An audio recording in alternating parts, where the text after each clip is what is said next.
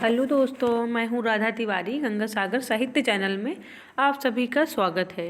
मैं लेकर आई हूँ आज दुनिया का सबसे अनमोल रत्न कहानी पार्ट 1 लेक्चर का है। पार्ट 1 इसके माध्यम से मैं आज आपको जितने भी यूजीसी नेट के सिलेबस में किस कहानी लगी है उसका प्रकाशन वर्ष प्लस पत्रिका प्लस दुनिया का सबसे अनमोल रत्न कहानी के इम्पॉर्टेंट फैक्ट दृष्टि वाली बुक से मैं कवर करवा दूंगी। आपको इधर उधर भटकने की आवश्यकता नहीं है। पार्ट 2 के माध्यम से पूरी कहानी का लाइन बाय लाइन वाचन आपको मिलेगा। तो चलते हैं फिर हम कहानी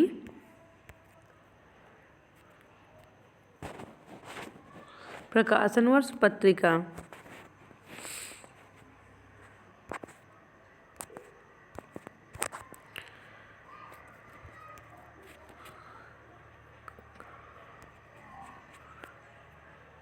एक टोकरी भर मिट्टी पत्रिका, एक टोकरी भर मिट्टी 1901 प्रकाशन वर्ष है। छत्तीसगढ़ मित्र पत्रिका में प्रकाशित हुई है।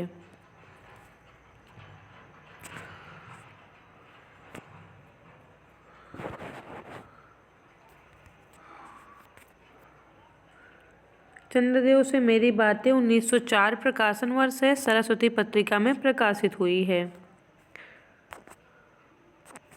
दुलाई वाली 1907 सरस्वती पत्रिका में प्रकाशित हुई है। दुनिया का सबसे अनमोल रत्न जो कहानी जिसका आज हम वाचन करेंगे 1907 प्रकाशन वर्ष 1907 या 8 जमाना पत्रिका में प्रकाशित है। 1907 या 8 कोई भी आपको एग्जाम में मिल जाए तो कन्फ्यूजन नहीं क्रिएट करना है कि कौन सा टिक करें। कोई एक ही आपको वहाँ पर मिलेगा। 1907 हो या 8 दोनों ही मान्य है। कानों में कंगना 1913 प्रकाशन वर्ष से हिंदू पत्रिका में प्रकाशन हुआ है। उसने कहा था कहानी 1915 की है। सरस्वती पत्रिका में प्रकाशित हुई है। आकाशदीप कहानी 1928 या 29 कोई भी आपको मिल जाए एग्जाम में तो मान लेना है, उसी में टिक करना है। अपना अपना भाग्य कहानी 1929 या 31 प्रकाशन वर्ष है। विशाल भारत पत्रिका में प्रकाशित हुई है। ईदगाह कहानी 1933 प्रकाशन वर्ष से चांद पत्रिका में प्रकाशित है। गंगरीन या रोज 1934 प्रकाशन वर्ष है। राही कहानी 1947 हंस पत्रिका में प्रकाशित है। सिक्का बदल गया 1948 प्रतीक पत्रिका में प्रकाशित है। हम बात करें परिंदे कहानी जिसमें बहुत ही कन्फ्यूजन रहती है कि कौन सा सही है, प्रकाशन वर्ष क्या है परिंदे का, और परिंदे कहानी संग्रह में बहुत ही कन्फ्यूजन रहता है। तो आज वो कन्फ्यूजन दूर होने वाला है कि परिंदे 1957 या 60 प्रकाशन वर्ष है। जब पूछे परिंदे कहानी तो 1957 टिक करना है। जब पूछे परिंदे कहानी संग्रह तो 1960 में टिक करना है। कोसी का घटवार 1957 या 58 कल्पना पत्रिका में प्रकाशित हुई है। लाल पान की बेगम 1957 कहानी पत्रिका में प्रकाशित हुई है। राजा निर्बंसिया 1957 या 58 में प्रकाशित हुई है। तीसरी कसम और मारे गए गुलफाम 1958 प्रकाशन वर्ष से अपरंपरा पत्रिका में प्रकाशित हुई है। पिता कहानी 1965 प्रकाशन वर्ष है। इंस्पेक्टर माता दीन चांद पर 1970 प्रकाशन वर्ष है। अमृत सराग्या 1973 हंस पत्रिका में प्रकाशित है। एक कहानी नहीं इसमें ऐड है, चिप की दावत कहानी। आज हम अब बात कर रहे हैं हम हिंदी जो कहानीकार जितने भी लगे हुए हैं उन राइटरों का जीवन क्रम क्या है, क्योंकि क्रोनोलॉजी ऑर्डर में क्वेश्चन आजकल बहुत पूछ रहा है। नेट वाले एनटीए वाले इतना पूछ रहे हैं कि कम से कम 15 से 20 क्वेश्चन आपको एग्जाम में देखने को मिलेगा कि कोई भी राइटर का क्रोनोलॉजी या कोई रचना का क्रम से लगाइए या पंक्तियों को क्रम से लगाइए या निबंध में आई हुई पंक्ति या नाटक में आई हुई पंक्ति। आपके सिलेबस के तो है ही है, बट जितने भी सिलेबस के राइटर लगे हुए हैं उनकी जितनी कृतियां हैं महत्वपूर्ण उनका सभी से आप उनका क्रोनोलॉजी ऑर्डर जरूर याद रखिए। उनका प्रकाशन वर्ष क्या है, पहले से बाद के क्रम में, बाद से पहले के क्रम में, दोनों में एग्जाम देते समय आपको देखना है कि पूछ क्या रहा है, पहले से बाद के क्रम में या बाद से पहले के क्रम में। क्योंकि वो कन्फ्यूजन करने के लिए आपको हमारी आदत पड़ी हुई रहती है कि हम पहले से बाद के क्रम में लगाएंगे, लेकिन नहीं, कभी कभी पूछ लेता है बाद से पहले के क्रम में। लेकिन अगर हमारा कॉन्सेप्ट क्लियर है, क्वेश्चन किसी भी तरीके से पूछा जाए तो हम कर सकते हैं सॉल्व। ऐसा नहीं है कि हमें प्रॉब्लम आएगी।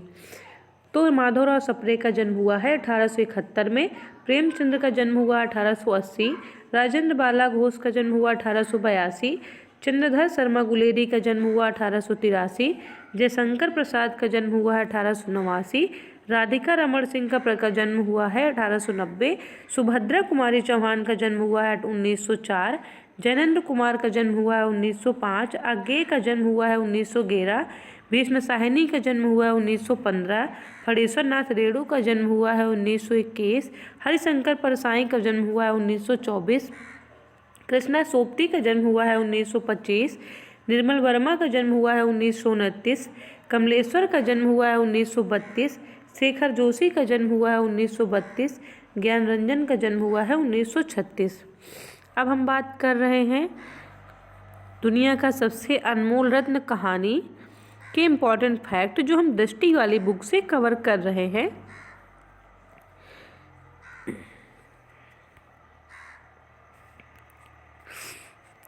सर्वप्रथम जमाना पत्रिका में प्रकाशित हुई है।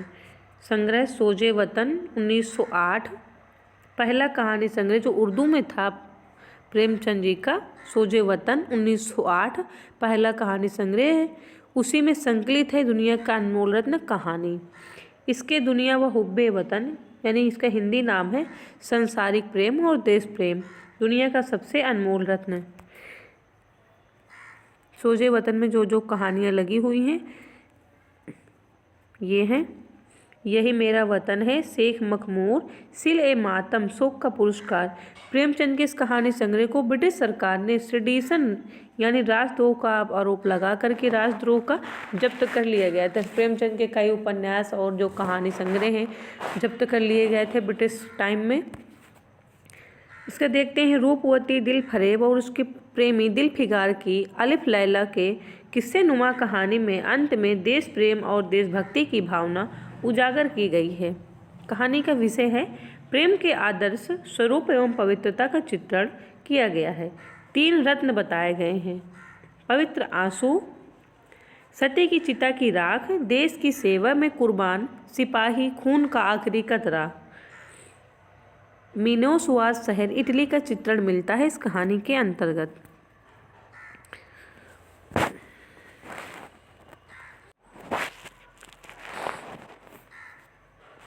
पात्र देखते हैं हम कहानी के।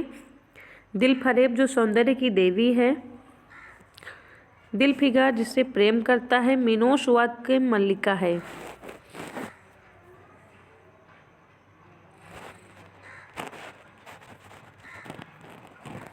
दिल फिगार को दुनिया का सबसे अनमोल रत्न लाने को कहती है। अंत में दिल फिगार द्वारा अनमोल रत्न पाने पर कहती है कौन? दिल फरेब, आज से तू मेरा मालिक है, मैं तेरी लौंडी हूँ।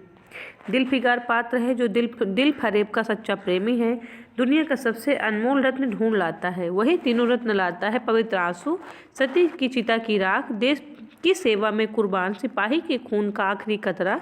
वही लेकर आता है कौन? दिल फरेब। गौड़ पात्र देख लेते हैं हम। काला चोर जो सैकड़ों आदमियों का कातिल, जिसे फांसी दी जाने से पूर्व अंतिम इच्छा के रूप में एक बालक से मिलने की इच्छा रखता है। फिर मिलता है बुजुर्ग आदमी जो हरा अमामा बांधे एक बुजुर्ग है, हरा अमामा बांधे एक बुजुर्ग, एक हाथ में तस्बीह और दूसरे हाथ में लाठी लिए रहता है। ये बहुत ही इम्पोर्टेंट फैक्ट है, आप याद रखिएगा। दिल फिगार को पूरब की ओर हिंदुस्तान भेजता है कौन? बुजुर्ग आदमी।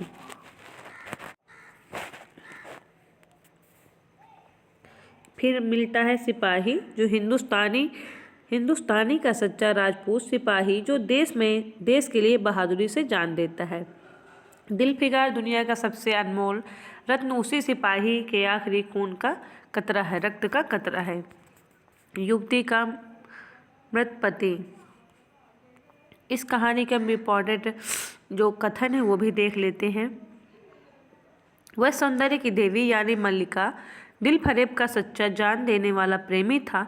उन प्रेमियों में नहीं जो इत्र फूले लगाकर बसकर और शानदार कपड़ों से सजकर आशिक के वेश में मासूकियत का दम भरते हैं, बल्कि उन सीधे साधे भोले भाले फिदाइयों में जो जंगल और पहाड़ों से टकराते हैं और फरियाद मचाते हैं।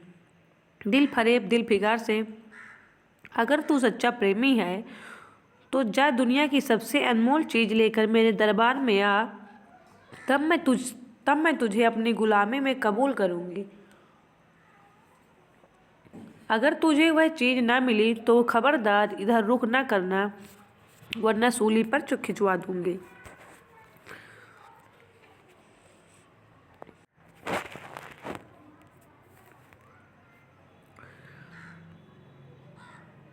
आंसू का एक कतरा टपक पड़ा। दिलफिकार ने लपक कर उस अनमोल मोती को हाथ में लिया और उसके दिल ने कहा, बेशक ये दुनिया का सबसे अनमोल चीज़ है, जिस पर तख्ते ताउस, जामेजम और हाबयात, जरे परवेज और सब न्यौछावर हैं।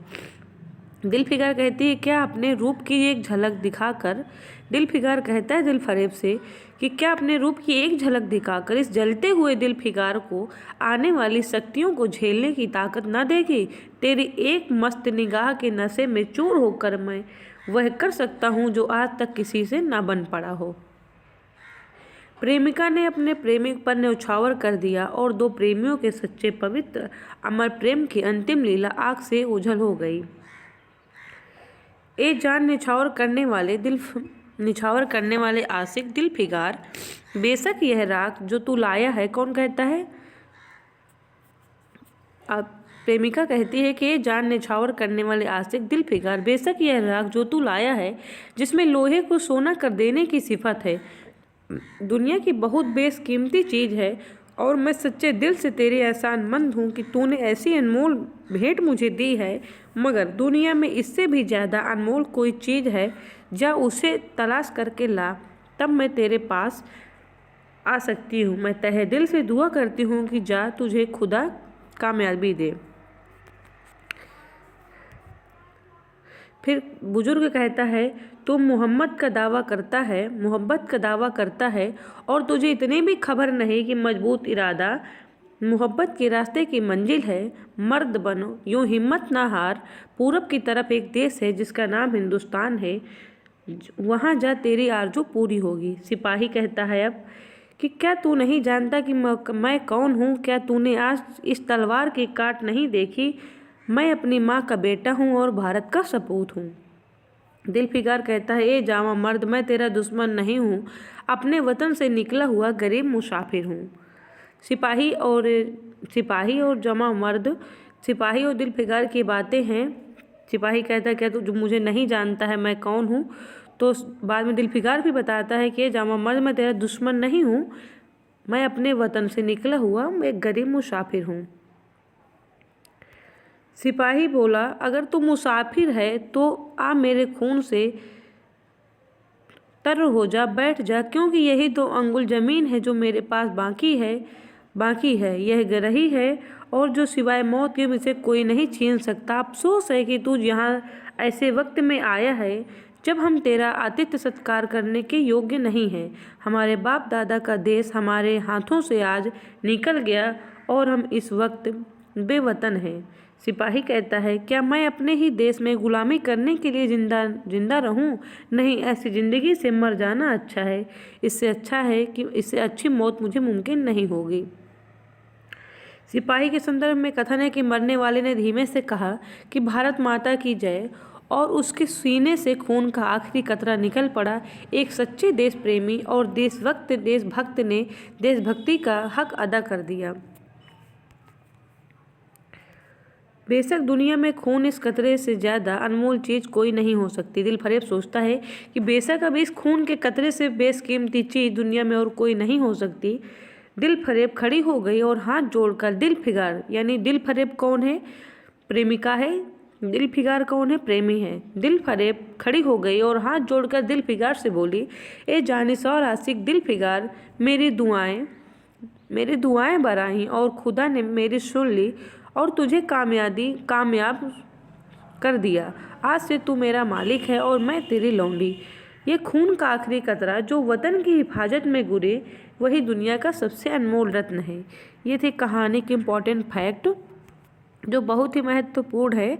हमें याद बहुत रखना है, ज़रूरी है कि कौन कौन से खून के कतरे की बात की गई है। यानी तीनों जो तीनों जो प्रेम के आदर्श स्वरूप हैं वो कौन से 3 रत्न हैं? पवित्र आंसू, सती की चिता की राख और देश की सेवा में कुर्बान सिपाही के खून के कतरा। ये तीनों दुनिया के 3 अनमोल रत्न इस कहानी में बताए गए हैं, जो बहुत ही महत्वपूर्ण हो सकता है एग्जाम में पूछ ले कि कोटेशन के माध्यम से कि बताइए 3 आंसू जो 3 रत्न हैं दुनिया के अनमोल रत्न कहानी में कौन कौन से हैं? पवित्र आंसू, सती की चिता की राख, देश की सेवा में कुर्बान सिपाही के खून का आखिरी कतरा। धन्यवाद, अभी के लिए इतना ही। अगले पार्ट 2 के माध्यम से मैं दुनिया की सबसे अनमोल रत्न कहानी ला रही हूँ। लाइन बाय लाइन पूरा वाचन आपको मैं प्रोवाइड करूँगी। धन्यवाद।